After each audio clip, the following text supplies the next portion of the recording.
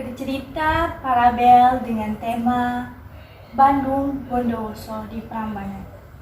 Di negeri Selimbi, di Kresidenan Surakarta, Boyolali, ada seorang raja bernama Dipawinata. Dia memiliki 3 orang anak, 2 laki-laki dan 1 orang perempuan, yaitu Raden Damarmaya dan Sena, serta seorang putrinya bernama Putrawati.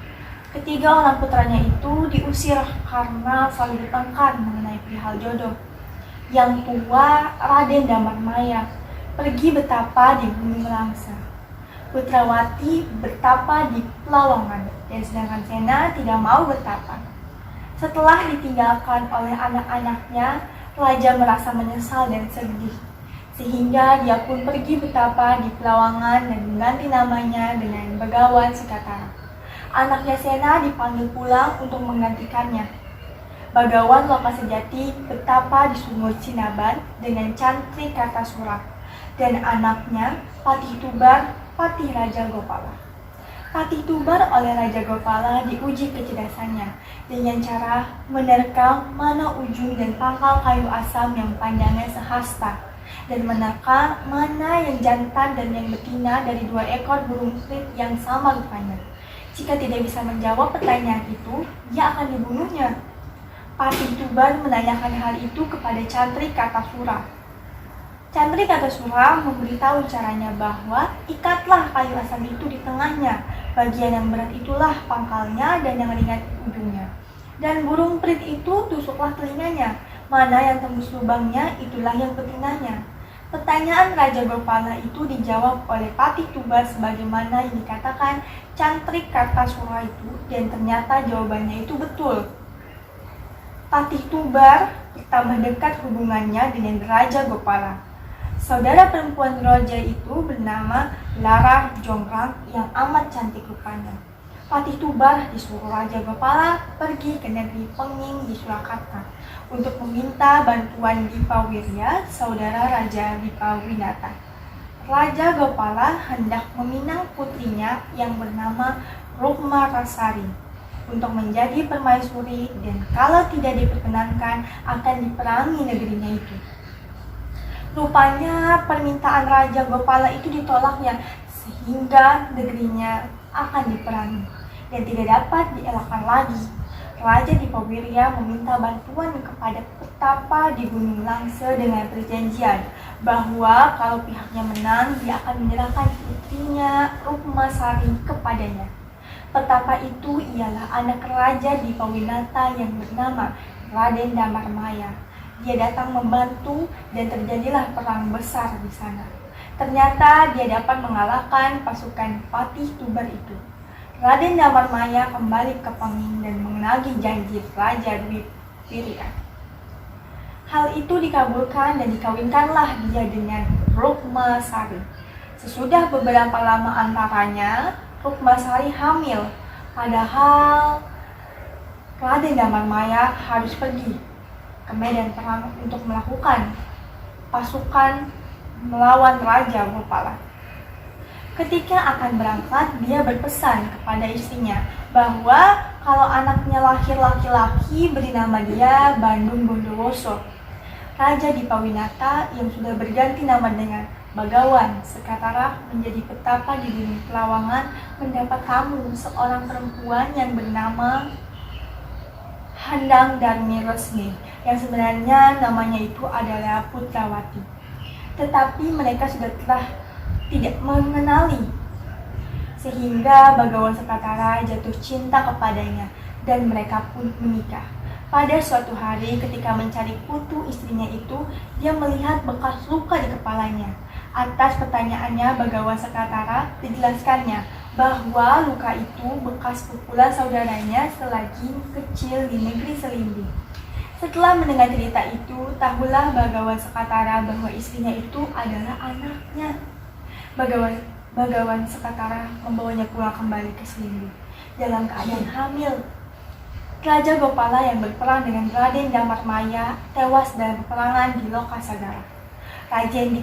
Raja Dipawinata atau Begawan Sekatara tidak tahan lagi di negeri Selimbi karena malu telah mengawini anaknya sendiri. Orang yang kawin dengan anaknya sendiri, kalau ketahuan akan mendapatkan hukuman, yaitu makan dedak campur tahi. Dia pergi lagi betapa, padahal istrinya itu sudah hampir melahirkan. Dia melahirkan seorang anak yang berupa raksasa dan diberi nama Dharma Maha. Setelah besar, anak itu ingin makan orang. Oleh Sena, dia disuruhnya pergi ke hutan. Kalau mau makan orang, dia pergi ke hutan, mencari yang hendak ia makan, tetapi ia tidak mendapatkannya. Kemudian, Sena menyuruhnya pergi ke Lokasagara. Di Lokasagara, Putri Lara Jonggrang sedang bermufakat dengan Patih Tumbar hendak membalas dendam kepada Raden Damarmaya yang telah membunuh Raja Gopala. Tiba-tiba datang Dharma Maha yang telah membunuh Raja Gopala, hendak memakan orang. Semua orang lari dan tidak ada yang berani menghadapinya. Putri Lara Jonggrang datang membujuknya. Setelah melihat kecantikan Lara Jonggrang, dia tidak berani berbuat apa-apa.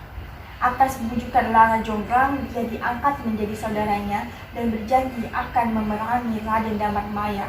Dharma Maha sudah itu berganti nama menjadi Raja Baka, dan nama negeri Lokasagara diganti dengan nama Prambanan. Raja Dipakusuma di negeri Jatinom bersama dengan anaknya Kartapraja bertemu dengan saudaranya Raja Dipawinata yang sedang bertapa di Gunung Lawangan. Raja Dipawinata bertanya kepadanya lagi tentang hukuman orang yang menikahi anaknya sendiri. Dijawabnya bahwa hukumannya ialah diberi makan dedak bercampur dengan tahi. Karena sudah tidak tahan menanggung penderitaan itu, dia menusuk dirinya hingga mati. Raja Dipakusuma melihat saudaranya mati dan tidak tahan pula. Akhirnya ia menusuk dirinya sehingga mati pula bersama. Kedua mayat raja itu dibawa oleh Kartapraja ke negeri Jatinom, dan tempat raja menusuk diri itu diberi nama Pakalan. Di negeri Pening, Rukmasari, istri Raden Damarmaya, melahirkan seorang anak laki-laki, dan anak laki-laki itu diberi nama Bandung Bondowoso. Sedangkan Raden Damarmaya masih saja berperang di Prambanan. Dalam peperangan itu, Raden Damarmaya kalah oleh Raja Baka. Setelah besar, Bandung Bondowoso menyusul bapaknya, Raden Damarmaya. Dia berhadapan langsung dengan Raja Baka. Dalam pertempuran itu, Raja Baka tewas dan badannya dipotong-potong oleh Bandung Bondowoso. Setelah selesai peperangan itu, Bandung Bondowoso ingin menikahi Lara Jonggrang. Karena sudah tidak dapat menolak permintaan itu, Lara Jonggrang bersedia kawin dengan syarat bahwa Bandung Bondowoso harus membuatkan candi sebanyak 1000 buah dan arca 1000 buah dalam waktu 1 malam. Sebaliknya, Lara Jonggrang harus menyediakan pula sajian 1000 tumpeng dan 1000 buah damikan panggang. Keduanya sama-sama menyanggupi. Ketika candi-candi itu dan arca sudah habis selesai, hanya tinggal satu lagi. Lara Jonggrang menyuruh orang-orang menunggu pagi. Bandung Bondowoso mengira bahwa hari sudah pagi, sehingga lamarannya tentu akan ditolak oleh Lara Jonggrang.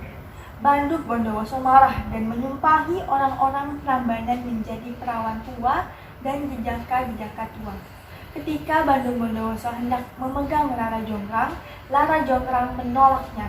Dengan marahnya, diangkatnya Lara Jonggrang itu sehingga menjadi arca. Sekian bercerita pada bela yang telah saya sampaikan. Wassalamualaikum warahmatullahi wabarakatuh.